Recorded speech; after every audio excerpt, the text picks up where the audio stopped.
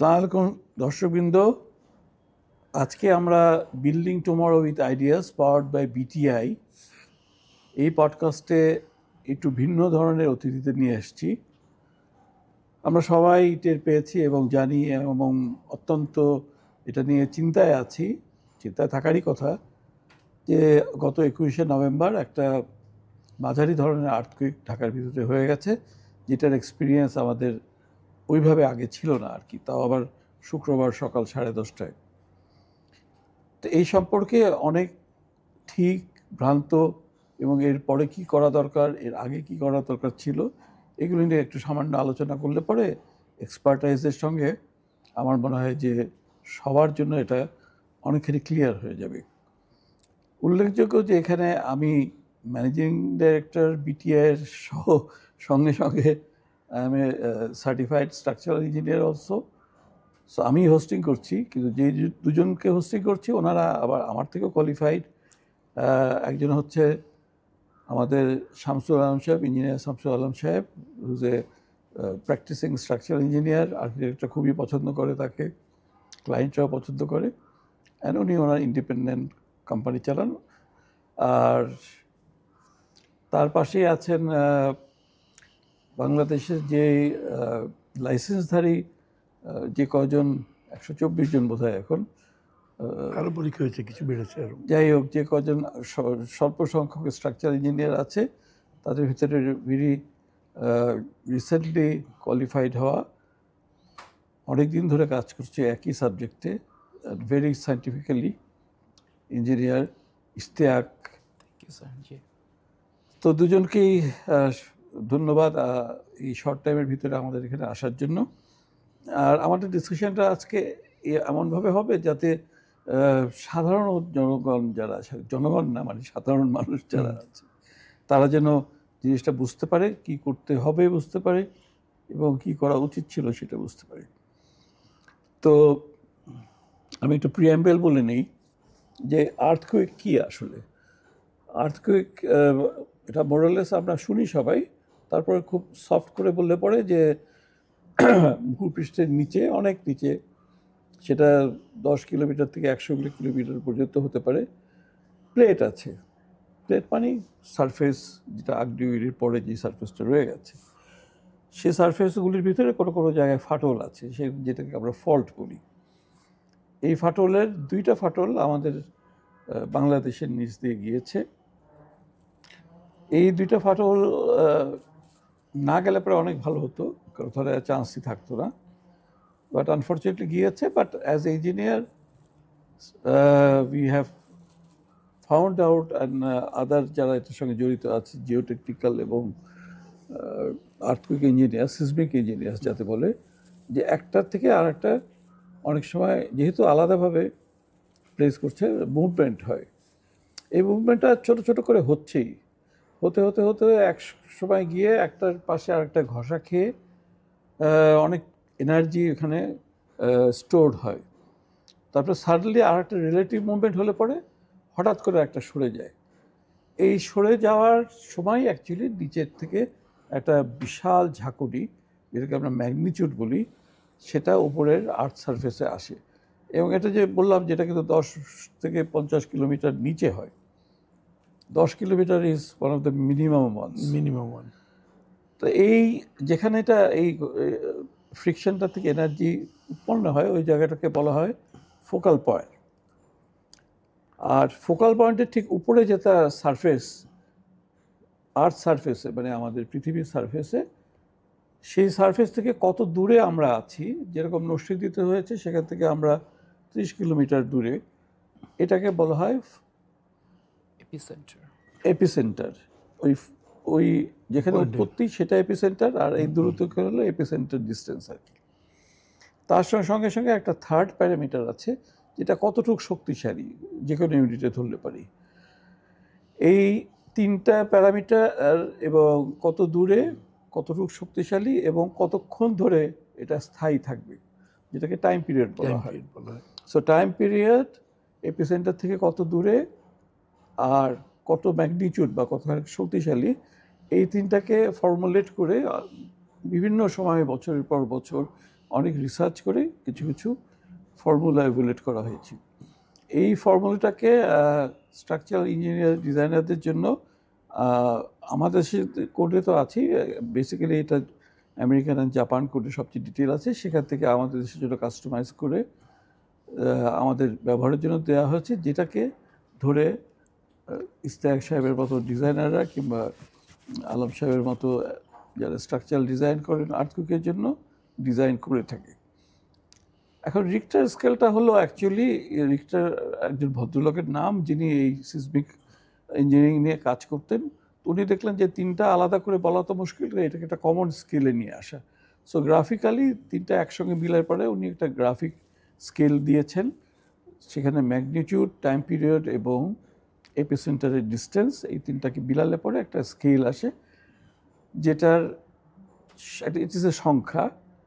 এই সংখ্যাটা থেকে মানে ইটস এ লগারিদম সংখ্যা, মানে 5-এ যা হবে 6-এ তার 10 গুণ বেশি হবে, নট 1 গুণ। কিন্তু তো মডারেট বলা হয় অ্যাবাউট 3 থেকে 4, 4.5 পর্যন্ত, আর সিভিয়ার বলা হয় মানে 6-এর উপরে চলে গেলে ওদিকে একেবারে 9 পর্যন্ত জাপানে is quite common, also in Los Angeles and other areas. আর এর নিচে যেগুলি হয় দোজ আর প্রিটি মৃদু ভূমিকম্প বলে, যেটা আমরা টেরও পাই না মোস্ট অফ দ্য টাইমে।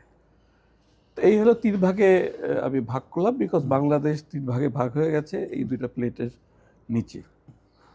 আরও ফার্দার একটুখানি বলে রাখি যে আমাদের মিড জোনের কাছাকাছি পড়েছে ঢাকা, সিভিয়ার জোনের কাছাকাছি পড়েছে সিলেট অ্যান্ড উপরে নর্থ ইস্ট যেটা, এবং মোটামুটি ভূমিকম্প ঝুঁকি ছাড়া যেটা আছে সেটা হলো নিচের জোনটা, অর্থাৎ east, West, Khulna, south West, Jessore, Khulna and all those. এখন ভূমিকম্প একটা ইঞ্জিনিয়ারিং সাবজেক্ট যেটা এখনও পুরোপুরিভাবে ইঞ্জিনিয়াররা কেন, সিসমোলজিস্টরাও কিংবা যারা ভূতত্ত্ব নিয়ে কাজ করেন তারাও এটার এক্স্যাক্ট ফর্মুলেশনটা বের করতে পারেননি, ইন দ্য সেন্স যেটা কবে আসবে, ওয়ার্নিং দেওয়া কিংবা কত দূরে হবে কিংবা কিভাবে আসতে পারে। তো মোটামুটি এটাকে অ্যাকচুয়ালি ওয়ার্নিং হিসাবে নেয় পশু পাখিরা এবং পার্টিকুলারলি পাখিরা। সো পাখিদের খুব বেশি যদি অস্থির হতে দেখা যায়, কালকেই আমার বাসার ওখানে দেখছিলাম, একটা ভিডিও দিয়েছি, এবং বাদর হঠাৎ থেকে কোথাও যেন বাদর খুব দৌড়াদৌড়ি করছে। So that is a sign যে after few minutes, it's not very long time, few minutes বাসার ভিডিও ক্যামেরা দেখছি বিড়ালটা বিড়াল অস্থির হয়ে যায়, বিড়াল অস্থির হয়ে যায়। তো দিস ইজ অনলি সাইন। আর যারা একেবারে মাটির কাছে থাকে, নিচের থেকে কেঁচো এবং মাটির ভূপৃষ্ঠের নিচে পিঁপড়া টিপড়া এগুলি উঠে আসে। সো সেই হিসাবে আমরা এখন প্রিহিস্টোরিক যুগের উপরেই বাস করছি। তো যাই হোক, পৃথিবীময় এটা নিয়ে এখনও কাজ চলছে, আরও চলবে। কোনো একটা সময় আসবে যে যখন অ্যাকচুয়ালি হয়তো বলা যাবে যে আপনার ঘড়িতে 1 ঘন্টা সময় দেওয়া হলো, এটা একটা সময় হয়তো আসবে, কোনো অবশ্যই আসবে। কিন্তু তার আগ পর্যন্ত আমাদের এখন যা যা আছে সেটা হিসেবেই চলতে হবে। তো রিসেন্ট ভূমিকম্পের পরে আমি প্রথমে আমাদের বাইরের অতিথি যিনি আছেন, আমাদের শামসুল আলম সাহেব, ইঞ্জিনিয়ার শামসুল আলম সাহেব, আমি যতদূর বললাম আর্থকুইক সম্বন্ধে আপনি কি এর সঙ্গে কিছু আরও যোগ করতে চান নাকি? না, আর্থকুইকের ব্যাপারটা আপনি যেটা বললেন, সবচেয়ে বড় ব্যাপারটা হলো আমাদের আগে থেকে জানার কোনো উপায় নাই, এবং যে কোনো সময় হতে পারে। সেই ক্ষেত্রে আমাদের যদি কিছু বিষয়ে জ্ঞান থাকে, যে আমার জ্ঞান আছে এই হাঁড়িটা গরম হতে পারে, আমি গরমটা ধরবো না, বা এই পানিতে আমি যেমন সাঁতার জানি না, আমি 4 ফিটের বেশি পানির আশেপাশে যাই না, কারণ 6 ফিট পানি হলে আমি শেষ। আর অতএব সেরকম আর্থকুইকের ব্যাপারেও কিন্তু কিছু জ্ঞানের দরকার আছে। একটা বিল্ডিং কাঁপছে, সে সময় আমাকে দৌড়ে বেরোতে হবে না, আমাকে কোথায় যেতে হবে, আমি ঘরের মধ্যে থেকে বেরোনোর কোনো উপায় নেই, তাহলে ঘরে কোন জায়গাটাতে আশ্রয় নেব, এই জ্ঞানগুলো একটু ব্যাপকভাবে লোকের মধ্যে প্রচার হওয়া দরকার। বেশিরভাগ লোকজন এই তাড়াহুড়ো করে বেরোতে গিয়ে স্ট্যাম্পিড হচ্ছে, তারপরে এবং আমার বাড়িটাকে আমি কী করে সাজাবো। যেমন আমাদের এই আর্থকোয়েকে যতটুকু লোক মারা গেছে, ছাদের উপর থেকে প্যারাপেট ওয়ালের ইট পড়েছে, রেলিং পড়েছে। সবচেয়ে মজার ব্যাপারটা হলো এই জ্ঞানটা কিন্তু নতুন না। বহুদিন আগে এফআর ক্যান্সারের যে 4টে বই বেরিয়েছে, system and concept, structural design of ton building, এটা 85 সালের দিকে প্রস্তাবনায় ছিল। ওটার মধ্যে উনি যে 5-6টা পয়েন্ট বলেছেন, আমাদের এখানে অলরেডি 3টে ঘটে গেছে। অথচ আমাদের উচিত ছিল এটা ব্যাপকভাবে প্রচার করা লোকজনকে। বাবা তুমি বাড়ি বানানোর সময় ইট দিয়ে প্যারাপেট গাঁথবা না, রেলিংটা ঠিক মতো বাঁধবা, এগুলো। কিন্তু এই খুবই সামান্য একটা এর জন্য একটা মেডিকেল স্টুডেন্ট মারা গেল। আরও যে কোনো জীবনই মূল্যবান, একটা তরুণের জীবন অনেক, আমার মনে হয় তার চেয়ে আরও বেশি মূল্যবান। জাস্ট এই জ্ঞানের এর জন্যই মারা গেল। আমাদের এই প্রচারটা হয় কি, কয়েকদিন আর্থকোয়েক হওয়ার পরে খুব গরম গরম থাকে, সবাই জানতে চায়, তারপরে আস্তে আস্তে ঝিমিয়ে পড়ে। শুধু তাই না, তারপরে আবার আমরা ফ্রিস্টাইল কনস্ট্রাকশনে চলে যাই, যে পরিস্থিতিকে আরো খারাপ করি। এটাই হলো বড় সমস্যা। এখন আলম সাহেব, আমরা তিনজনই এখানে practicing structural engineer, particularly with the দুই রকমের অ্যানালাইসিস হয়। একটা হলো static, but more precise is dynamic.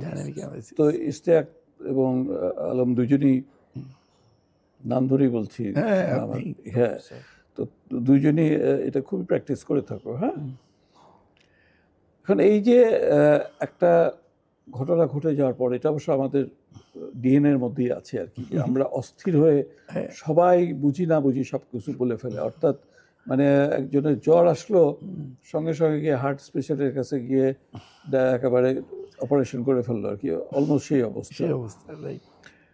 So এটা হওয়ার পরে আমাকে একজন জিজ্ঞেস করেছিল যে তুমি কি ঘুমিয়েছিলে আর্থিকের সময়, তুমি কি টের পেয়েছো?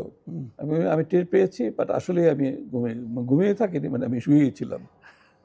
Because just you have said যে এই প্যানিক থেকে অনেক কিছুই হয়, বাট ফার্দার প্যানিক আরও তারপরে হয় যে ওখানে যারা সচেতন কিন্তু জ্ঞানের পরিধি সীমিত, অবভিয়াসলি আমাদের সবারই না, যার যার ক্ষেত্রে তারা যখন দুই একটা crack in a beam or in a column or in a wall, যেখানেই হোক না কেন, এটা দেখে খুব স্কেয়ারি হয়ে যায়। স্কেয়ারি হয় অবশ্যই প্রথমে তার বন্ধু বান্ধবকে জিজ্ঞেস করে, হু আর নন ইঞ্জিনিয়ার আবার ইঞ্জিনিয়ারকে জিজ্ঞেস করে, এবং এখানে কিছু প্রফেশনালসও আছে যারা জিনিসটা না ইনভেস্টিগেট করে একটা কনক্লুশনে চলে যায় আর কি। এমন কনক্লুশনে যায় যে কেউ কেউ বাসা ছেড়ে চলে যাবে কিনা এটাও চিন্তায় চলে যায়। কেউ কেউ আবার আননেসেসারিলি অথরিটিস যারা আছেন, যেখানে অত এক্সপার্ট নাই, সে অথরিটিসের কাছে তাদের কাছে গিয়ে নানা রং ইনফরমেশন দেয়।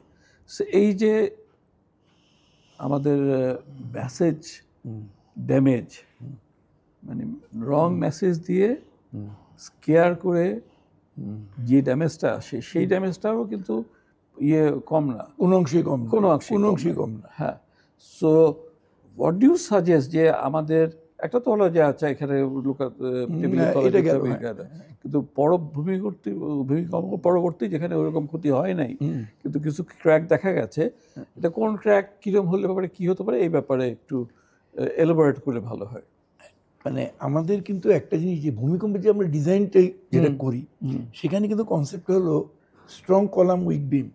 আমরা কখনো চাই না যে আমাদের কলাম ফেল করুন, মানে পাটা তো শক্তি হবে, কিন্তু উইক বিম মানে কি, আমি চাচ্ছি যে কোনো যদি ফাটাফাটি হয় আমার বিমটাতে ফাটুক, আমি সহজে মেরামত করতে পারবো, আমার স্ল্যাবটা ফাটুক বা লিফট করে ছোট বিমটা ফাটুক। কিন্তু আমরা যে কোনো ফাটা দেখে না বুঝে যদি একটা প্যানিক ক্রিয়েট করি, প্রথম কথা হলো আমাদের যে ফিলার ওয়ালগুলো, পার্টিশন ওয়ালগুলো, সেটা তো জাস্ট দাঁড়িয়ে আছে, মেশিনারি ওয়াল আপনার মোটর স্ট্রেংথের উপর দাঁড়িয়ে আছে। যখন ওটাকে নাড়া দেওয়া হয়, অবভিয়াসলি কিছু ফাটা আসবে, এবং সত্যি কথা বলতে কিছু ফাটা আগে থেকেই থাকে। যেমন ধরেন আপনার একটা কলাম হলো আরসিসি, ব্রিক হলো আরেকটা, দুটো ডিসিমিলার মেটেরিয়াল। বিজ্ঞান কি বলে, দুইটার কোএফিসিয়েন্ট অফ টেম্পারেচারই আলাদা, দুইটা ওখানে কিন্তু একটা হালকা ফাটা আছে। যখন শেকটা দিচ্ছে তখন ফাটাটা প্রমিনেন্ট হচ্ছে, এটার সাথে বিল্ডিং ফেলিওরের কোনো সম্পর্ক নাই। সিমিলারলি আমাদের যে মোটর জয়েন্টের যে কাজগুলো হয় সারাদিন ধরে হয়, আমরা কি এত মেনটেন করছি 3 ফিট গাঁথনির পরে একদিন গ্যাপ, তারপর মোটর মানে মেশানোর 3 ঘন্টার মধ্যে ইউজ করে ফেলতে হবে, তা তো হয় না। কিছু কিছু জায়গাতে উইক মোটর থাকে, ওটা এমনি সময় ঠিক ছিল, যখন একটু খায় শেক খায় ওখানে কিছু ফাটা আসে। এখন যে কোনো ফাটা বলেই যদি লোকজন হইচই করে শুরু করে তাহলে তো খুব মুশকিল। আমার মতে যতক্ষণ না কলাম বিম কলামের জয়েন্টে কোনো ক্র্যাক ডেভেলপ করেনি সেটা নিয়ে চিন্তা করার কিচ্ছু না। এবং সেই ক্র্যাকও প্রোপোগেট করেছে কোন পর্যন্ত? এটা কি উপরে ক্ল্যাডিং এর না প্লাস্টারের, সেটা ভিতরে মেইন কংক্রিটে গেছে নাকি, তারপরে ইনভেস্টিগেশনটা হইছে। তার আগে স্যার আমরা কিন্তু ধরেই নেই যে ক্র্যাক সেকশন ডিজাইন করতেছি, আমরা ক্র্যাক সেকশন ডিজাইন করছি, ক্র্যাক হয়ে যাবে এটা কিন্তু আমরা ধরেই ডিজাইন করা হয়েছে। এটা দর্শকদের জন্য বলছি, মানে ক্র্যাক সেকশন ডিজাইন করাটা এক্সপ্লেইন করে দিয়ে। জি, মানে দ্য রিইনফোর্স কংক্রিট মাস্ট, মানে when it's taking load এটা বেন্ডিং এর সময় ক্র্যাক করবে ভিতরে, এটা ধরে নেওয়া হয়। ক্র্যাক না করলে এটা এফেক্টিভ হবে না, বিকজ লোহা যেটা স্টিল সেটা নেয় টানতে পড়ে, যেটাকে আমরা টেনশন বলি, আর কংক্রিট নেয় কম্প্রেশন, যেটা চাপ নেয়। সো একটা বিমের কথা বলছি, কলামও তাই। একটা বিম যদি এরকম হয় আর এটা যদি এরকম বেন্ড করে, নিচের দিকে এই জায়গাটায় মাঝামাঝি এই জায়গাটায় টেনশনটা হয়, অর্থাৎ টান দেয়। কংক্রিট আবার টান নিতে পারে না, টান নিতে না পারলে কংক্রিট ওখানে এমনি ফেটে যায়। তো ওই জন্য বলছি যে ক্র্যাক সেকশন, কংক্রিট ফাটলে তখন স্টিল সঙ্গে সঙ্গে ধরে নেয় ব্যাপারটা। রিইনফোর্স মানে আমি একজনকে সাহায্য করছি, so steel is a reinforce of concrete, reinforcement, exactly. আর উপরের দিকে তখন এরকম বেন্ড করলে পরে উপরের দিকে চাপ হয়, which is a compression. So concrete takes the compression and steel takes the tension. এবং একটু আগে আলম সাহেব যেটা বললেন যে এটা হলো বিমের ক্ষেত্রে, আমরা না মানে ইঞ্জিনিয়ার আর কি, ইঞ্জিনিয়ারদের থিওরিক্যালি শেখানোই হয়েছে এবং একটা কারণ আছে তার পিছে, যে একটু আন্ডার রিইনফোর্স করা হয়। বিকজ স্টিল যদি বেশি থাকে আর কংক্রিট যদি কম থাকে, তাহলে হবে কি কংক্রিট ফেল করে হঠাৎ করে। সো আর্থকুইক ছাড়াও হঠাৎ ফেল করলে তো you don't get any warning. But still fail করে কতগুলি ওয়ার্নিং দিয়ে, প্রথমে একটু লম্বা হয়, তারপরে একটু ডিফ্লেক্ট করে, তারপরে অনেক সময় মানে দিন অনেক দিন পরে তারপরে ফেল করে। So it's not so easy to sudden failure কখনোই হবে না, যদি ব্যালেন্স ডিজাইন থাকে। অ্যাবসলিউটলি। আচ্ছা, আর একটা কথা উনি বলেছেন যে strong columns and weak beams. So যেটা আমাদের পা, যেরকম আমরা পায়ের উপরে দাঁড়িয়ে আছি, সো পা হ্যাজ টু বি স্ট্রঙ্গার। হাত যদি অত স্ট্রং নাও হয়, বাট চলতে পারাটা, এখন তো দেখা যায় যে হাত ছাড়াও গাড়ি চালাচ্ছে কিংবা ইভেন রিক্সা চালাচ্ছে, কিন্তু পা কিন্তু দরকার হবে, বিকজ তার হেঁটে যেতে হবে কোথাও। তো এখানে কলামটাকে স্ট্রং করা হয়। তাহলে কনক্লুশনে আসা যায় যে ইঞ্জিনিয়ারিং টার্ম অনুযায়ী column is the primary member, beam is the secondary member, slab যেটা ছাদ এটা is the tertiary member. Exactly. হয়ে যায় কি, যখন ছাদ ঢালাই হয় তখন কিন্তু আমরা খুব মিষ্টি খাই সবাই থাকি, হ্যাঁ, বা ছাদ একটা ক্র্যাক কিংবা কোনো জায়গায় একটু স্যাক করে গেলে আসলে কিছুই না, it's very easy to repair. এটা ভূমিকম্প ছাড়াও হতে পারে, হয়তো ওই ক্র্যাক আগের থেকেই আছে, কোনোদিন খেয়াল হয়নি, ভূমিকম্প হয়ে যাওয়ার পর হঠাৎ করে দেখা গেল যে একটা ক্র্যাক ডেভেলপ। তারপরে অস্থির হয়ে গিয়ে ইস্তেকের কাছে আসলো, ইস্তেক বললো আচ্ছা আমার একটা কোম্পানি আছে, ওখানে আপনি একটা কন্ট্রাক্ট করেন, একটা ডাক্তারদের মতো, sorry doctor with all due respect to doctors, একটা বড় প্রেসক্রিপশন দিয়ে দিল যে এই করতে হবে, এই টেস্ট করতে হবে, সেই টেস্ট করাতে অনেক কিছু খরচ হয়ে গেল। বাট আনএথিক্যাল প্র্যাকটিসটা হলো ওখানে যে ইভেন আন্ডারস্ট্যান্ডিং, ইস্তেক সাহেব এটা, sorry I am giving you example, Ishtiaq সাহেব এটা বুঝেও যে আসলে কিছু চিন্তার কিছু নাই, goes into all the details of MRI and ডাক্তারিদের সঙ্গে তুলনা করে বলছি, and all the tests করে ঠরে তারপরে দেখা গেল যে না ঠিক আছে। That is a very, I think, unethical practice. Very much unethical practice.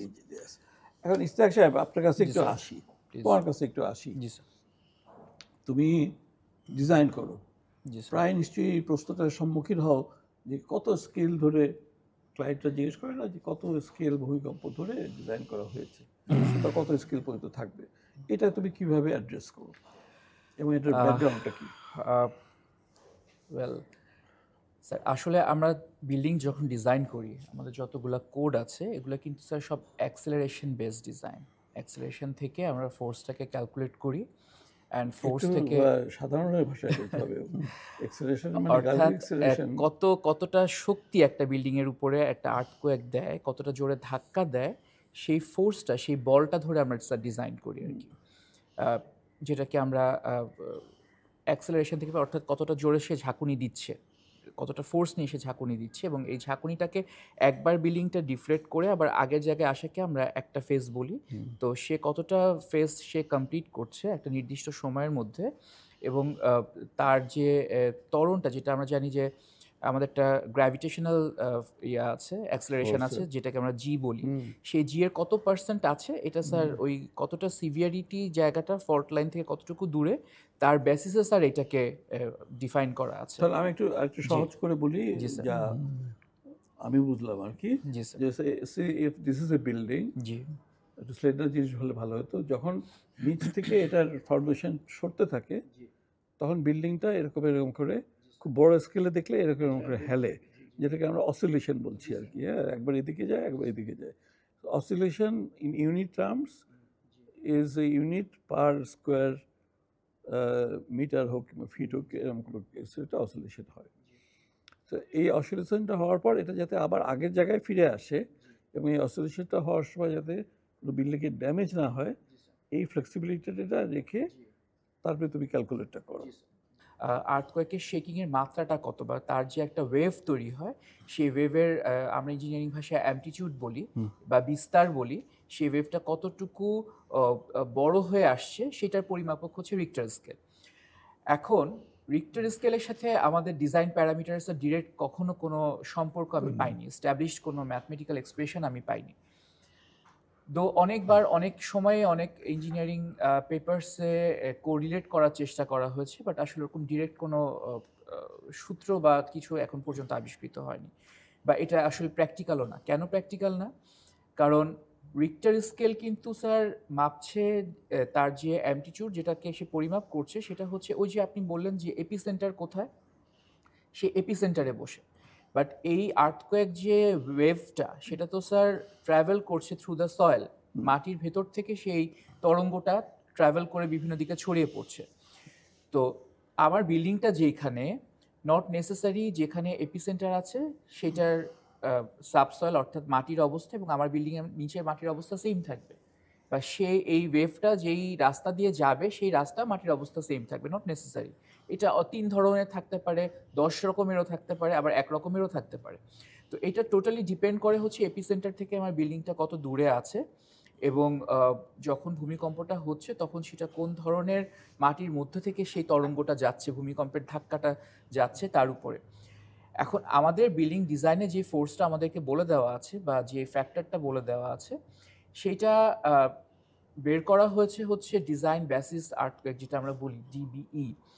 এটা 475 বছরের একটা আর্থকোয়েকের বেসিসে এই জিনিসটা ক্যালকুলেট করে বলা আছে, এবং এটা অ্যাকচুয়ালি এসছে হচ্ছে ম্যাক্সিমাম কনসিডার্ড আর্থকোয়েক, যেটা বোধহয় 2000 বছরের জন্য বের করা হয়, সেটাকে স্কেল করে ডিবিইটা করা হয়েছে। তো এই ডিবিইটার জন্য, ডিজাইন বেসিস আর্থকোয়েকের জন্য কতটা ফোর্স আমার বিল্ডিংয়ে আসতে পারে, কতটা বল আসতে পারে, সেইটা ধরে স্যার আমরা ডিজাইন করি। এটার সাথে কিন্তু রিক্টার স্কেলের একেবারেই কোথাও কোনো সম্পর্ক নেই আসলে। আমি একটু ডিফার করবো এখানে। রিক্টার স্কেলের সম্পর্ক ডাইরেক্টলি নেই, জি স্যার। ইনডাইরেক্টলি ইনডাইরেক্টলি আছে। আছে। 4 পর্যন্ত হলে আমরা কিছু টের পাই না, মোটামুটি এরকম একটা সিন হ্যাঁ, আছে। মানে এটার 5 হলে একটু কাঁপবে, একটা ইনডাইরেক্ট কোরিলেশন আছে। হ্যাঁ। সো আবারও তোমার জিনিসটি রিপিট করছি আমি একটু সহজ করে বলার জন্য, যে যখন if this is the building, এক্সেলারেশনটা যখন হয় তখন ফোর্সটা কিন্তু আসে সাইড থেকে, এটা জাস্ট উইন্ড লোডের মতো এই পাশে থেকে সাইড থেকে আসে, এবং এটার একদম বেসে সবচেয়ে বেশি ফোর্স, একদম উপরে গিয়ে যেহেতু এটা মাথা দাঁড়াতে পারে, সো আমরা যদি দাঁড়িয়ে থাকি কেউ যদি এসে ধাক্কা দেয় এই মাথার জায়গাটায় সবচেয়ে কম ফোর্স লাগে, আর হাঁটুর নিচে সবচেয়ে বেশি ফোর্স লাগে, পায়ের পাতায় গিয়ে হাইয়েস্ট ফোর্স। সো এখানে হাইয়েস্ট অ্যাক্সেলারেশনের জন্য শেয়ার ফোর্স সবচেয়ে বেশি, অর্থাৎ হরিজন্টাল ফোর্স সবচেয়ে বেশ শেয়ার যেটাকে বলি, আর উপরে গিয়ে এই মাথায় এসে কিন্তু একেবারে জিরো হয়ে যায়। বাট প্রশ্ন রয়ে যাচ্ছে যে তাহলে কি উত্তর দেবে, তুমি একটু বুঝিয়ে বলতে হবে তো তাকে, এত তো লম্বা বলা যাবে না। জি so what we do is the courts, যারা কোর্টটা করেছে তারা বিভিন্ন সময় সারা বছর ধরে রিসার্চ করছে বিভিন্ন দেশে, তারা রিসার্চ করে এই force and as you have said যে এপিসেন্টারের থেকে সেন্টার অফ ফোকাস কত নিচে এবং টাইম পিরিয়ড, জি স্যার এগুলিকে ফর্মুলেট করে কিছু এম্পেরিক্যাল ফর্মুলা বের আছে। করেছে। জি স্যার সেই ফর্মুলাটাকেই কোডে নিয়ে আসছে আরও সিম্পলিফাই করে, অ্যান্ড টাইমলাইন হিস্ট্রি ধরে ওটাকে তখন তুমি অ্যানালাইসিস করো, জি sir which is pretty big analysis.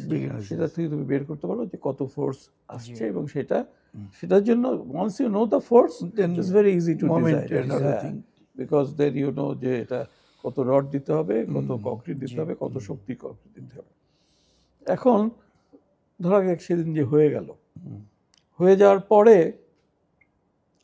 কি করা উচিত প্রথমে, মানে আমি বলছি বিল্ডিংয়ের ক্ষেত্রে, বিল্ডিংয়ের প্রথমে you see yourself, you are not an engineer, হ্যাঁ, so you find there are certain cracks, so you call somebody, হ্যাঁ, পরিচিত হোক কিংবা অপরিচিত হোক, who is a practising structure engineer or a company, এবং তারা এসে একটা ভিজুয়াল অ্যানালাইসিস করে, উইচ ইজ কল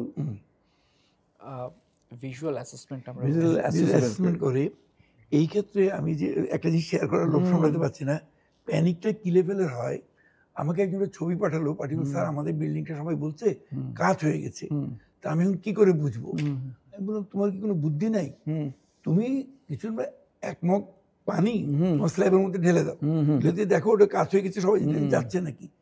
কিছু বসে ফোন করছে স্যার, অথবা একটা মানে বল পেন ছেড়ে দাও, তাই তো স্যার কিছু হচ্ছে না। আমি বললাম এই যে লোকে সবাই বললো, তোমরা সবাই প্যানিক হয়ে আমাকে বিল্ডিংটার বাইরে ছবি তুলে পাঠিয়েছে, স্যার সবাই বলছে, এখন আমরা কি করে বুঝবো?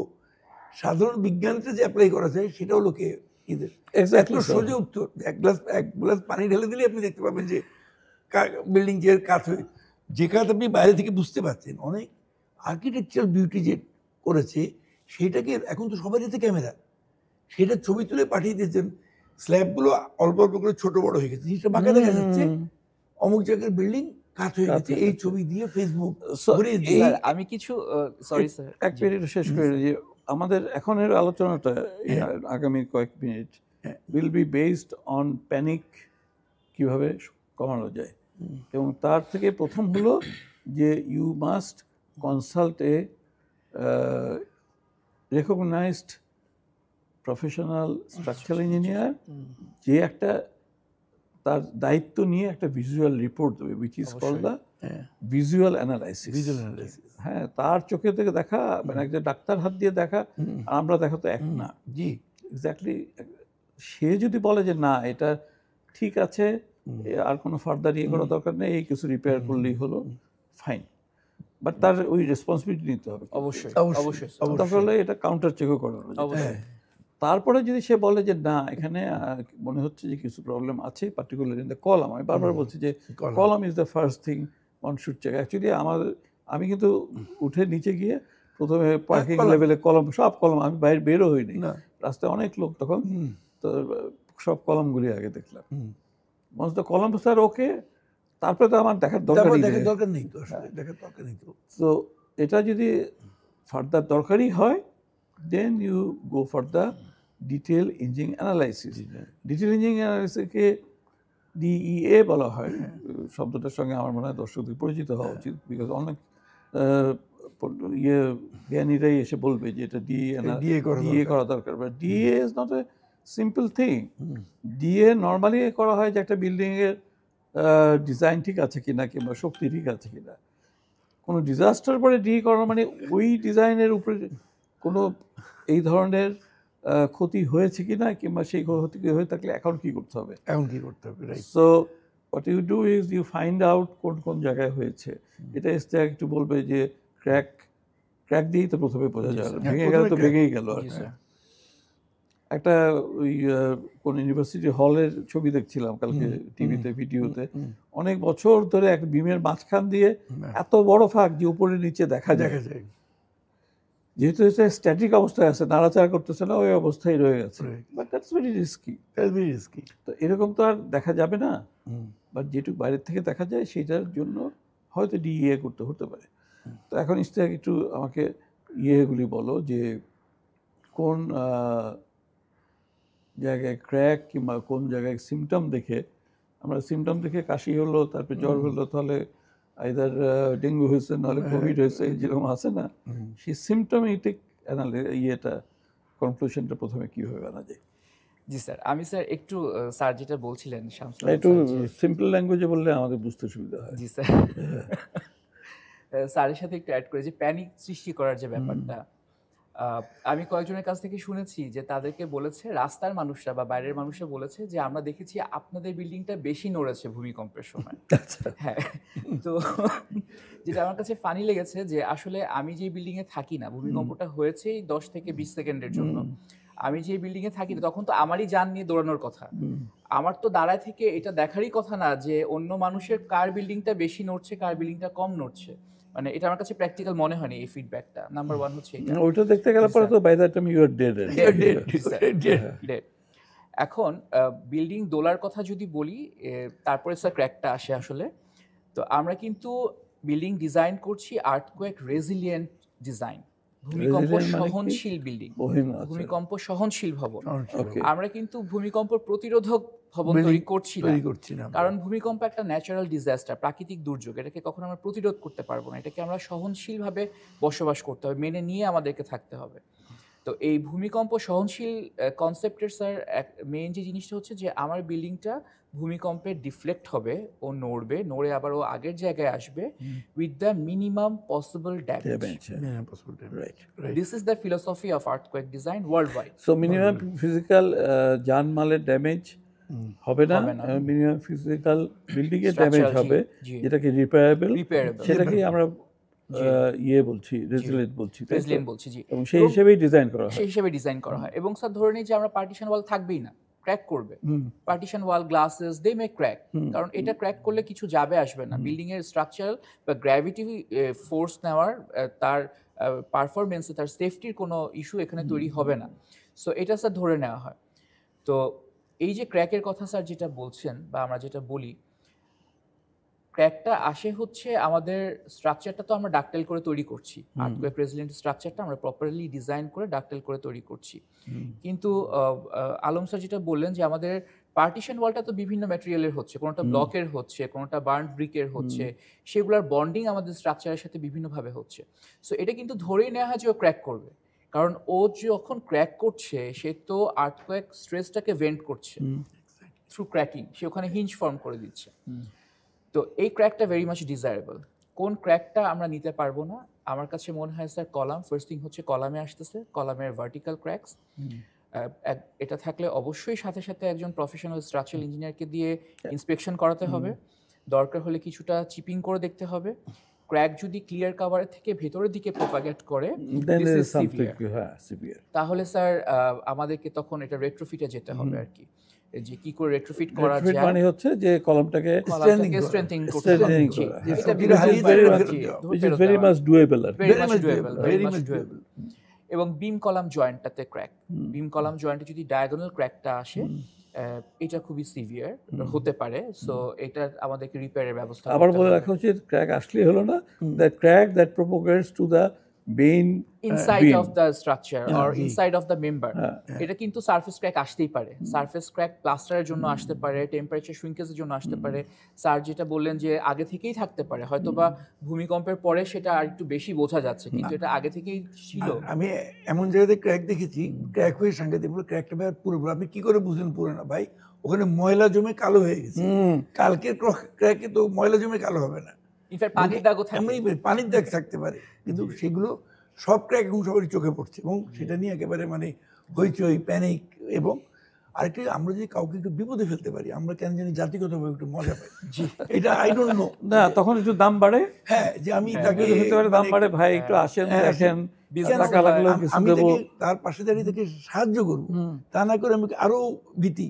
একজন বললো বাড়ি একদিক বসে গেছে, আমি তোমার কি প্লিন্থ লেভেলে, অ্যাপ্রন লেভেলে কি কোনো ফাটা এসছে? অ্যাপ্রন অ্যাপ্রন না ফেটে তো কোনোভাবে বিল্ডিং বসে যাওয়া সম্ভব না। প্রথম ফাটবে হলো অ্যাপ্রন লেভেল, তখন হয় দায়িত্ব। আচ্ছা, ঠিক আছে।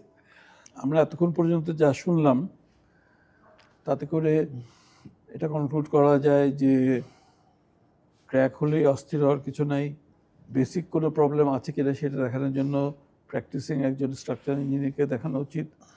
ওনার মতামত নিয়ে গিয়ে সেটাকে কাউন্টার চেক করা যেতে পারে, এবং তার পরপরই যদি উনি বলেন যে ফার্দার ইনভেস্টিগেশন দরকার আছে তলেই শুধু যাও, বিকজ এতে কিন্তু ক্ষতিও হয়। ইনভেস্টিগেট করতে গিয়ে হিসাব স্যাম্পল নিতে হয়, তাতে বিল্ডিংয়ের ক্ষতিও হয়। কাটাছেঁড়া করাই মানে ক্ষতি করা। এখন আমি ইস্তেহাকের কাছে আসবো যে আমরা যে বিল্ডিং ম্যাটেরিয়াল বেসিক্যালি যে কয়টা ইউজ করি তার ভিতরে বেসিক তো হলো দুটা, one is the concrete and the steel. স্ট্রাকচারের কথা বলছি আমি, তার সঙ্গে ফিনিশিং ম্যাটেরিয়াল তো আরও 1200 আছে। এই কংক্রিট তো একটা ইনগ্রেডিয়েন্ট দিয়ে মানে উপাদান দিয়ে তৈরি, বিভিন্ন উপাদান। এই কংক্রিটের কোয়ালিটি ঠিক আছে কিনা এবং স্টিলের কোয়ালিটি ঠিক আছে কিনা এটা কিভাবে মোটামুটিভাবে অ্যাজ এ লেম্যান কীভাবে বোঝা যায়? Thank you sir for bringing the issue. আমরা আসলে সবাই স্ট্রাকচারাল ডিজাইনটা নিয়ে বেশি কথা বলি, কিন্তু স্ট্রাকচারাল ডিজাইনের সাথে ইকুয়ালি ইম্পর্টেন্ট হচ্ছে ইমপ্লিমেন্টেশনটা, কনস্ট্রাকশনটা। আমরা কি ধরনের ম্যাটেরিয়াল ব্যবহার করছি এবং সেটাকে আমরা সাইটের প্রপার ডিজাইন ফলো করে বানাচ্ছি কি না, এটা খুব ইম্পর্ট্যান্ট একটা ব্যাপার। তো কনক্রিটের মধ্যে তো স্যার আমার থাকতেছে বড় পাথর থাকছে, আমার বালি থাকছে, আর সিমেন্ট থাকছে। এই সিমেন্টটা ভালো কোয়ালিটির হওয়াটা খুব জরুরি। এটা ইঞ্জিনিয়ারের কাছ থেকে স্পেসিফাই করে নিতে হবে যে কোন কোয়ালিটির সিমেন্ট সে ইউজ করবে কোন স্ট্রাকচারের জন্য, এবং ওইখানে সিমেন্টের প্যাকেটের গায়ে আমাদের স্পেসিফিকেশন থাকে, সেটার সাথে মিলে নেওয়াটা খুব জরুরি কেনার সময়। আমরা যখন বালি ব্যবহার করছি, এই বালিটা যতটা সম্ভব দানাদার হতে হবে, পরিষ্কার হতে হবে, অর্থাৎ বালির মধ্যে কাদা বা পাথর বা অন্যান্য ম্যাটেরিয়ালটা থাকা যাবে না, এটা দেখে নিতে হবে। আমরা যখন পাথর ইউজ করছি, এটা পাথর হতে পারে, এটা ব্রোকেন সুইঙ্গেলস হতে পারে, ডিপেন্ডিং অন কোন ধরনের আমরা ঢালাইটা করব। এইটা আমাদের স্ল্যাগ হতে পারে, যেটা আমাদের কোড আমাদেরকে প্রেসক্রাইব করে দিচ্ছে। তো সেইটার প্রপার গ্রেডেশন, অর্থাৎ সেটার সাইজটা ঠিক আছে কি না। আমরা বলি 3/4 ইঞ্চি ডাউনগ্রেড 60%। এই জিনিসটা সাইজটা ঠিক আছে কিনা এটা কোনো ইঞ্জিনিয়ারকে দিয়ে যাচাই করে দেখতে হবে। এবং সেই সাথে আমরা যদি সাদা চোখে দেখি যে সেখানে অন্য কোনো পাতা বা অন্য কোনো মরা পাথর, অন্য কোনো ইমপিউরিটিস যেটা ওইটার অংশ না, এরকম কোনো জিনিস যাতে সেখানে থেকে না যায়, বা জিনিসগুলার সাইজের ডিফারেন্স যাতে অনেক বেশি না হয়, যাতে সিমিলারলি একই ধরনের সাইজের থাকে, এই জিনিসগুলো আমরা ভিজুয়ালি দেখে প্রকিউর করতে পারি। তারপর যদি আসে রডের কথা, যেটাকে আমরা রেনফোর্সমেন্ট বলি ইঞ্জিনিয়ারিং ভাষায়, এই রেনফোর্সমেন্টের বেশ কিছু টেস্ট আছে।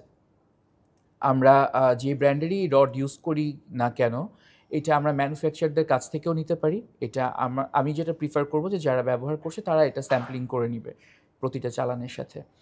তো সেখানে আমরা ইলংগেশন, যেটাকে আমরা টান দিয়ে দেখতে পাই, টানের একটা টেস্ট আছে। রডটাকে বেন্ড করে আবার সেটাকে সোজা করে আবার বেন্ড করার একটা টেস্ট আছে, যেটাকে আমরা রিবেন্ডিং বলি। তো রড, যেটা ফিলোসফি হচ্ছে ভূমিকম্পের, যে রডটাকে নমনীয় হতে হবে, ব্রিটেল হওয়া যাবে না, অর্থাৎ সেটাকে বাঁকানোর ক্যাপাসিটি থাকতে হবে, সেটাকে বিভিন্ন শেপে বাঁকিয়ে আবার সোজা করার ক্যাপাসিটি থাকতে হবে। কারণ ভূমিকম্পের যে সাইক্লিক লোডটা আসে, অর্থাৎ বিল্ডিং যে নড়বে আবার আগের জায়গাতে আসবে, এই রডটা যাতে এই সময় ভেঙে না যায়, মট করে ভেঙে না যায়, সে যাতে এই কম্পনটাকে সহ্য করতে পারে, এই যে দোলাটা এটাকে যাতে সে সহ্য করতে পারে। তো এই কোয়ালিটিটা আমাকে রডের মধ্যে থাকতে হবে। এবং এই রডেরও স্পেসিফিকেশান আছে যে কোন ধরনের রড এখানে কোথায় ইউজ করা যাবে। টাইতে একটা গ্রেডের রড ইউজ করতে হবে আমাদেরকে, মেইন কলামে এক ধরনের ইউজ করতে হবে, বিমে এক ধরনের ইউজ করতে হবে। তো এইটা প্রত্যেকটা ডিজাইনে, স্ট্রাকচারাল ডিজাইনে স্পেসিফিক্যালি এটা বলে দিতে হবে, এবং কেনার সময় এটা ফলো করে কিনতে হবে। এবং সেই সাথে কনক্রিট কোয়ালিটি এনশিওর করার বিভিন্ন টেস্ট আছে। আমরা সিলিন্ডার টেস্ট করতে পারি, আমাদের সাইটে সিলিন্ডার থাকতে পারে, আমরা স্লাম টেস্ট করে নিই। তো এই টেস্টগুলোর মাধ্যমে আসলে আমাকে কনক্রিটের কোয়ালিটিটা এনশিওর করতে হবে। সেই সাথে থাকে স্যার কিছু স্ট্যান্ডার্ড প্র্যাকটিস ডিউরিং ঢালাইয়ের সময়, কিউরিংয়ের সময়। কিউরিং একটা বড় ফ্যাক্টর থাকে স্যার। আমরা যখন রেডিমিক্স ইউজ করি, সেই রেডিমিক্স প্ল্যান্টটা সাইট থেকে কতটুকু দূরে, সেখানে কোন ধরনের রিটার্ডার ইউজ করা হচ্ছে, সিমেন্টের ইনিশিয়াল সেটিং টাইমকে বড় করার জন্য কোন ধরনের রিটার্ডার আমরা ইউজ করছি, তার কি ইফেক্ট এখানে আসছে, এই জিনিসগুলো স্যার একজন ইঞ্জিনিয়ারকে সুপারভাইজ অবশ্যই করতে হবে সাইটে। সো এখানে একজন সাদা চোখে একজন মানুষ এটাকে সব কিছু বুঝতে পারবে, এটা আসলে আমার কাছে মনে হয় না যে this is possible. There has to be involve technical person there. Thank you Ishtiaq. আমি তুমি যা বললে এতক্ষণ এই একই জিনিস আমি একটু ছোট্ট করে রিপিট করি, মোর সিম্পলার ল্যাঙ্গুয়েজ। দর্শকরা সবাই যে ইঞ্জিনিয়ার হবে এমন তো কোনো কথা নেই। সেটা হচ্ছে যে আমরা যখন কংক্রিট কোনটাকে বলি, কংক্রিট মানে এটা এমন একটা শক্ত জিনিস, কংক্রিটের মতো শক্ত। এই কংক্রিট তৈরি করি আমরা বেসিক্যালি 3টা ম্যাটেরিয়াল দিয়ে। একটা হচ্ছে সিমেন্ট, একটা হচ্ছে স্যান্ড, বালু, আর আরেকটা হচ্ছে পাথর। মানে পাথরটাই অ্যাকচুয়ালি পুরো লোডটাকে নেয়। পাথর আর ছোট পাথরের আবার কয়েকটা সাইজ থাকে, যেটাকে আমরা গ্রেডেশন বলি। সো 3/4 ইঞ্চ ডাউন মানে সবচেয়ে বড় পাথরটা 3/4 ইঞ্চ হবে, তারপর একটা 1/2 ইঞ্চ হবে, তারপর তার থেকে আরেকটু ছোট হবে, এরকম গ্রেডেশন করা আছে। সো এই পাথরের গ্রেডেশনটাও দেখে নিতে হবে। এবং এইটার ফিলার ম্যাটেরিয়াল মানে এই পাথরের ভিতরে যে জায়গাটা সেটাকে ফিল করবে বালু। বালুরও আবার বড় মোটা বালু আছে, আবার পাতলা বালু আছে। মোটা বালু পাতলা বালু মিশে আমরা মিক্স ডিজাইন যেটাকে করি। ইন্টারেস্টিংলি সিমেন্টের সবচেয়ে বেশি গুরুত্ব, কিন্তু সিমেন্ট কিন্তু শেষ পর্যন্ত থাকে না। সিমেন্ট এই বন্ডিংটা করে সে চলে যায়, হাইড্রেশন হয়ে সে বাতাসে উড়ে চলে যায়। আমরা অনেকেই মানে নর্মালি আমরা কিন্তু ভাবি যে সিমেন্ট রয়ে আছে, বাট সিমেন্ট কিন্তু আর থাকে না। সিমেন্ট বিকামস বালু অলসো। তো এই কোনো ফিলার ম্যাটেরিয়াল সবগুলি যদি ফিল করে ফেলে, then it becomes a concrete thing, আমরা যেটা বলি শক্ত একটা কংক্রিট থিং। সো এই কংক্রিট থিংটাকে আবার স্টিলের সঙ্গে আমরা খাপ খাওয়াই দিই, হ্যাঁ, একসঙ্গে ঢালাই করে কিংবা কাস্টিং করে। সো স্টিলটার আর কংক্রিটটার একটা জিনিস, একটা ধর্ম ইজ ভেরি কমন, সেটা হলো এটা এলংগেশন সেম। মানে এটার আরো ইঞ্জিনিয়ারিং টার্মে বলতে গেলে পরে 0.00335, এটা হচ্ছে দুটাই একই সমপরিমাণ বড় কিংবা ছোট হয়। এই জন্য এই একটা ধর্মের জন্য মানে হাজব্যান্ড ওয়াইফে বিয়ে হলে যেরকম একটা কিছু কমন থাকে, সেরকম একটা ধর্মের জন্য এই দুটা খুব ভালো কাজ করে একসঙ্গে। এখন স্টিলটা তোরা কিভাবে হবে তোমার কথা অনুযায়ী, যে স্টিলের আমরা তো প্রিডিটারমাইন্ড করে নেব কংক্রিটের কত ক্যাপাসিটি, 4000 PSI, PSI হচ্ছে পাউন্ড পার স্কয়ার ইঞ্চ। তো 4000 PSI ধরে তুমি করলে, করার পরে সাইটে এবং প্রজেক্টে আবার সেগুলিকে কাস্টিংয়ের সময় স্যাম্পল নিয়ে টেস্ট করা হয়, জাস্ট ব্লাড স্যাম্পল সেরকম টেস্ট করা হয়। ওটা 4000-এর উপরে হবে কিছু, বাট নিচে হতে পারবে না। আর এটারও আরো ফার্দার স্ট্যাটিস্টিক্যাল অ্যানালাইসিস আছে, যেটা দিয়ে দেখা যায় যে অ্যাভারেজে ঠিক আছে স্যাম্পলিং করে। আর স্টিলের জন্য স্টিলটা টানলে পরে কতটুকু বড় হয়, উইচ ইজ কল্ড এলংগেশন। এবং এলংগেশনের পরে এটা একটা ইল পয়েন্টে আসে, টানতে টানতে এক জায়গায় এসে থেমে যায়, ভাঙে না, সেটাকে আমরা ইল পয়েন্ট বলি। সো স্টিলের স্ট্রেন্থ যদি 60,000 PSI হয়, তাহলে দেখা যায় 40,000-এ এসে এটা না 60,000-এ এসে এলংগেট থেমে যাবে। তারপরে কিন্তু আরো 10,000 আবার স্ট্রেন্থ গেইন করবে। এই গেইনটাই হলো আমাদের সেফটি টাইম। আরো 10,000 গেইন করে ওইটাও যখন পার হয়ে যায় 70-72,000, তখন এটা ছিঁড়ে যায়। সো এই জিনিসগুলি স্টিলের একটা টেস্ট। আর একটা হচ্ছে এটা কতখানি ব্রিটল, হ্যাঁ, এটা যেহেতু এটা আর্থকুইক কেন যে কোনো সময় এটা হ্যাঁ এটার কিছু ফ্লেক্সিবিলিটি থাকতে হবে। এটা দেখার জন্য আমরা বেন্ড করলে পরে আবার রিবেন্ড করলে পরে ওই বেন্ডিং এর জায়গাটা ক্র্যাক হয় কিনা। তো আমার আঙ্গুলটা এরকম আছে, it's bending and it's coming to its own place. Allah তাআলা এইভাবেই তৈরি করে দিয়েছে, কোনো ব্যথাও লাগে না, কোনো অসুবিধাও হয় না। এটা যদি স্টিফ হয়ে যায় তাহলেই তো ব্যথাও আরাম হবে, অসুবিধাও হবে। এখন যারা কংক্রিট তৈরি করেন, যারা রেডি মিক্স কেনেন, আমি ওর কথাগুলি রিপিট করছি আর কি, তারা ওখানে কি করছেন সেটা তো আমি অন্ধকারের ভিতরে যখন ট্রাকের পর ট্রাক আসে আসলে ওইভাবে দেখতে পাচ্ছি। সো আমাদের প্র্যাকটিসে আমরা ওখানে লোক আলাদাভাবে রেখে দিই, তারা ইচ্ছা করে করবে এরকম করে কথা নেই, ভুল করে করতে পারে, ইচ্ছা করেও করতে ইচ্ছে পারে। করে করতে পারে। এখানে নানার শুভঙ্করের ফাঁকিও আছে। তারপরে এটা ট্রান্সপোর্টেশন টাইম, হ্যাঁ, কংক্রিটটা তো ম্যাক্সিমাম 1 ঘন্টার বেশি টাইম দেওয়া উচিত না আর কি। হ্যাঁ, তার জন্য কিছু কেমিক্যাল দেওয়া হয় যাতে তারপরেও এটা তরল থাকে। জি তারপরেও দেখা যায় যে আমাদের ট্রাফিক সব কিছু মিলে অনেক সময় লেগে যেতে পারে, এবং ওই সময় লাগলে কিন্তু ওই কংক্রিটটা ইউজ করা যাবে না। যাবে না, যাবে না। So this is another thing to be seen. So এটা গেল কনস্ট্রাকশনের বেলায় মোটামুটি একটা ধারণা দেওয়া হলো আর কি। Thank you stack. ফাইনালি আমি আমাদের বড় ভাইয়ের কাছে ফিরে আসবো।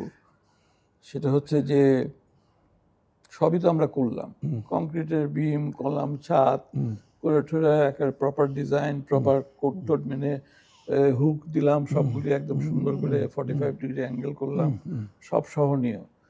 তারপরে গিয়ে আমরা বাউন্ডারি ওয়ালটা ব্রিকের করে ফেললাম। আর ছাদে গিয়ে আরেকজন বুদ্ধিমান এসে বললো যে ভাই এটা ব্রিক দিয়ে এত বড় প্যারাপেট, এত বড় প্যারাপেট, এত আদলা ইট বেঁচে গেছে সাইটে। ইট বেটে গেছে, তো এটা দিয়ে করে ফেলি, ওটা দিয়ে করলে সুন্দর মিলে গেল।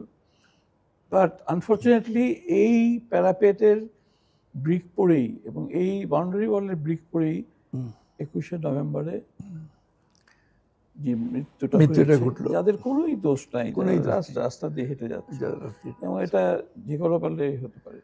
আমরা দেখি যে কোনোই দোষ ছাড়া, দোষ বলতে মানে যিনি এটা ইউজও করেন না, তাদের উপরে এফেক্টটা সবচেয়ে বেশি এসে পড়ে। সেটা মেট্রো রেলের ডাম্পার হোক আর ফ্লাইওভার থেকে জিনিস পড়ে যাওয়া হোক আর কি। সো এই ব্যাপারে সচেতনতা এবং রেগুলেশন কিভাবে আনা যায়? Certain points which are non-structural, but it has to be strong enough. আমাদের কিন্তু যখন একটা ভূমিকম্প হয়, হইচই করে ব্যাপক আলোচনা স্ট্রাকচার নিয়ে, এই যে ডিএ করতে যাব, এটা করতে যাব, কিন্তু এই যে আপনি যেটা বললেন যে বাউন্ডারি ওয়াল, প্যারাপেট, এরকম অসংখ্য জিনিস আছে। আমাদের গ্যাস লাইনের ব্যাপারটা কি, ওখানে কি আমার ফ্লেক্সিবল কানেকশন আছে? ওখান থেকে তো গ্যাস বেরোবে। ইভেন আমরা আজকে এটা আলোচনা করতে গিয়ে দেখলাম, আমি আমার অ্যাপার্টমেন্টের মধ্যে আছি এবং আমি একটা ভালো জায়গা দিয়ে দাঁড়িয়ে আছি, বিল্ডিং কাঁপছে, আমাদের প্রত্যেকের বাথরুমের উপর একটা করে গিজার আছে, এবং ওই গিজারের এটা ফেল করলো পরে গরম পানি, আমি দাঁড়াতে পারছি না, পায়ের তলায় গরম পানি, ফুটন্ত পানি আসছে। এগুলো তো আরো অনেক বিষয় আছে। আমরা কিছু হলেই কেবল স্ট্রাকচার নিয়ে হইচই করছি কেন? বাকি জিনিসগুলো তো আমাদেরকে করতে হবে। There should be auto shut system of certain facilities, like geyser is one, electric, পুরো electric circuit is and also এই যে আরেকটা ব্যাপার, কিছু কিছু অনেক বাড়ি আজকাল ডিজাইন করা হচ্ছে প্রপার ডিজাইনার দিয়ে, কিন্তু কনস্ট্রাকশনের ক্ষেত্রে দেখা যাচ্ছে যে সাইটে কোনো কোয়ালিফাইড লোক নাই। যেটা আপনি বলছিলেন এটা ইকুয়ালি ইম্পর্টেন্ট, ওইটা হলো অর্ধেক কাজ। আপনি বাজার করেছেন, ভালো ঘি কিনেছেন, ভালো ই করেছেন, কিন্তু রান্না করার সময় আপনি ফখরুদ্দিনকে না ডেকে আপনি আমাকে ডেকেছেন, আই মেসড আপ এভরিথিং। অনেক বিল্ডিং এর কিন্তু এই ঘটনা ঘটেছে, design is okay, everything is okay, কিন্তু কংক্রিটের চেহারা দেখে আপনার কান্না পাবে, এটা কি করে এরকম বানাবো, রডের ক্লিয়ার কভার নাই। অ্যান্ড টু দ্যাট এক্সটেন্ট এই যে মিয়ানমার আর থাইল্যান্ডে কিছুদিন আগে যে ভূমিকম্প হলো, কেন থাইল্যান্ডে কম ড্যামেজ হলো আর কেন মিয়ানমারে বেশি ড্যামেজ হলো, এটার একটা অ্যানালাইসিস আমার করা আছে, which is আর একটা পর্বে দেখাবো। একটা ছোট্ট কথা বলতে চাই যে ওই থাইল্যান্ডের বিল্ডিং, টল বিল্ডিংগুলিতে swimming pool actually acted as a damper, মানে যখন এদিকে চলে যায় কাঁপানির জন্য, তখন এদিকে সুইমিং পুলের পানি ওটাকে ঝাঁকি দিয়ে আবার এদিকে নিয়ে আসে। It helps to bring back to the original. এখন কোনো একটা অথরিটির থেকে এরকম ইনস্ট্রাকশন আসছে কোনো একটা বিল্ডিং মার্গের কাছে যে সব সুইমিং পুলের পানি ফেলে দেন। ওনাদের থিঙ্কিং প্রসেস কি যে এটা function of total load of the building, which is right. হ্যাঁ, তো সেই জন্য পানি কমিয়ে দিলে ফাংশন করে যায়। আরে ভাই, ওই ভূমিকম্প তো হয়েই গেছে, এখন তো ড্যাম্পার হিসাবে কাজ করবে। এখন তো এটা আবারও যদি আসে, ইট ইজ ইভেন বেটার এখানে পানি রাখা, তাই না? সো সেই জন্যই বলছি যে without knowing, giving any message is the worst possible thing আমি মনে করি ফর এনি ডিজাস্টার। মানুষের শরীরের জন্য যেরকম এক্স্যাক্টলি আন্দাজে ওষুধ খাওয়া যেরকম ক্ষতিকর, এরকম আন্দাজে ইঞ্জিনিয়ারিং করাটাও ক্ষতিকর। আমি ওই ওষুধের উপরে সেদিন একটা পড়ছিলাম, ওষুধের উপরে লেখা থাকে না, লাস্টে একটা প্যারাগ্রাফ লেখা আছে যে even if you any of your patient have the same symptom, do not prescribe without a professional doctor. মানে আমারও জ্বর আসছে, তোমারও জ্বর আসছে, রাইট। আমার নাপা খেয়ে চলে গেছে, আমি বললাম তুমি নাপা খেয়ে নাও। আমার যে ডেঙ্গু, আমি নাপা খেয়ে মারা গেলাম। ডেঙ্গু, নাপা খেয়ে তুমি মারা গেলাম। রাইট। তো this is a very very common thing, and which has to be, এটা সোশ্যালি অ্যাওয়্যার করতে হবে, সোশ্যালি অ্যাওয়্যার করা দরকার, সোশ্যালি অ্যাওয়্যার করতে হবে। এবং আমাদের যে চেক পয়েন্টগুলি আছে তার ভিতরে এটাও দেখতে হবে, parapet wall, boundary wall, and other things which are very much related to human interaction, external and internal, সেগুলিও যেন ওইভাবেই প্রপার ডিজাইন করা হয় উইথ প্রপার স্ট্রেংথ। তারপর আমাদের অনেক বাড়িতে দেখবেন পট প্ল্যান্ট ঝুলানো আছে বাইরে থেকে, রেলিং গ্রিল থেকে ঝুলিয়ে দেওয়া আছে, এগুলো ইমিডিয়েটলি বন্ধ করা দরকার। এগুলো ভয়াবহ জিনিস যে আপনার গাছ ঝুলিয়ে রেখেছেন, মানে প্যারাপে গ্রিলের সাথে একটা হুক দিয়ে ঝুলিয়ে রেখেছেন, লতা হয়েছে, কিন্তু ভূমিকম্পের সময় তো ওটা মাথায় পড়বে আপনার। তারপরে টাইল দিয়ে বাইরের সারফেসে টাইল দিয়ে হরিজন্টাল টাইল তো পড়ে যায় এমনি, এবং এটা এমনি পড়ে যায়, ভূমিকম্পের সময় আরো ভার্নারেবল হয়ে যায়। তো মোটামুটি আমরা একটা জিস্ট কভার করতে পেরেছি। কারো কিছু জানা থাকলে আমাদের পডকাস্টের কমেন্টে আসতে পারে, have more discussion on that. আর আজকে টেক অ্যাওয়েটা হচ্ছে নাম্বার ওয়ান, আমি বলি আর কি, নাম্বার ওয়ান যে when there is a earthquake, panic যতটুকু কমানে আনা যায়, দৌড়াদৌড়ি যতটুকু কম করা যায়, এবং টেবিলের নিচ হোক কিংবা কোনো উঁচু জায়গায় যেটার উপরে, এটা এই জন্য বলে যে ছাদের প্লাস্টারগুলি খুলে না পড়ে, কিংবা কোনো মাথায় আঘাত পড়ে সবচেয়ে মারাত্মক, কিংবা কোনো আলমারি ঠালমারি এসে না পড়ে। জাপানে তো অ্যাকচুয়ালি আলমারিগুলিকে ওয়ালের সঙ্গে একদম আটকানো থাকে দেওয়া হয়। একটা কথা বারবার আসছে, ড্রপ কাভার হোল্ড, অর্থাৎ আমি বসে পড়বো, আমি মাথাকে কাভার করব। আর কিছু না থাকলে পরে you are in a shopping mall কিংবা গ্রসারি, যেখানে অনেক শেলফ আছে জিনিস এসে পড়তে থাকে, সেখানে মাথায় হাত দিয়ে you just go down just like that. জাপানিজরাও তো এটা ভূমিকম্প কয়েক মিনিট পর পর হয়, অ্যান্ড ওরা এটা বাইবেলই ফলো করে। কিন্তু আচ্ছা, সেটা তো গেল ভূমিকম্প আসার পর পর, if it is your own house or where you are living, if you want to really check it out, you check it out yourself and find out, and then you call a proper আবার বলছি certified engineer who is an expert, না হলো enough জ্ঞান রাখে সম্বন্ধে। উনি দেখার পর উনি যদি মনে করেন না এটাকে আরো ফার্দার পরীক্ষা নিরীক্ষা করার দরকার আছে, only then you go for কাটাকাটি, otherwise কাটাকাটি will damage the building, এটা যা আছে সেটার থেকে আরো খারাপের দিকে যাবে। আর খামাখায় why you will waste money, and এটা দিয়ে কিন্তু আরেকটা ব্যবসা আরম্ভ হয়েছে, সেটি মানে আমি শামসুল আলম আর ইস্তেক মিলে একটা কোম্পানি খুলি, যার যা কিছু আছে নিয়ে আসো, আমরা দেখে বলে দিচ্ছি, তারপর এখানে 200 টেস্ট দিয়ে দিই, তারপরে শেষে গিয়ে বলে ভয় দেখা দিই, তারপরে শেষে গিয়ে বলে যে না সব ঠিকঠাকই আছে।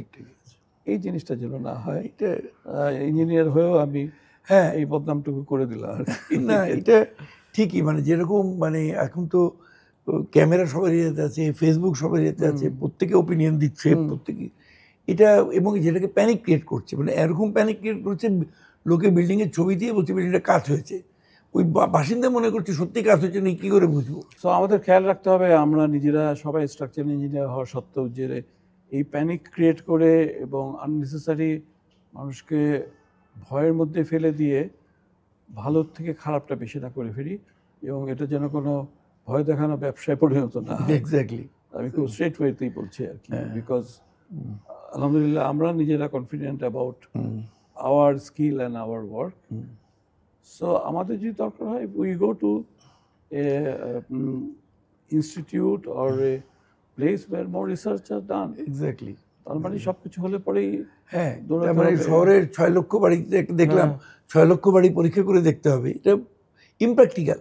অ্যাবসলিউটলি 100 বছর উপর লাগবে, আমি রাফ হিসাব করে দেখেছি, করে কি লাভ? আর কোনো লাভ নেই, তার ভিতরে আরো 100টা ভূমিকম্প।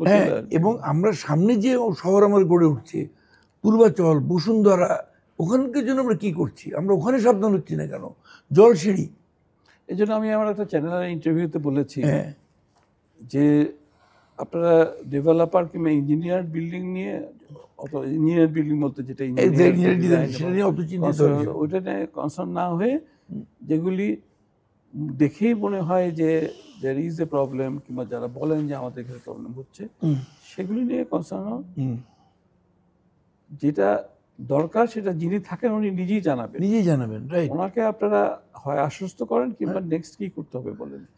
আগেই ক্যান্সার হয়েছে বলে হ্যাঁ মানুষকে না, মধ্যে কারা জানি বললো প্রত্যেকটা ঘরে ঘরে গিয়ে রেড, ইয়েলো এবং গ্রিন মার্ক করে দিবে।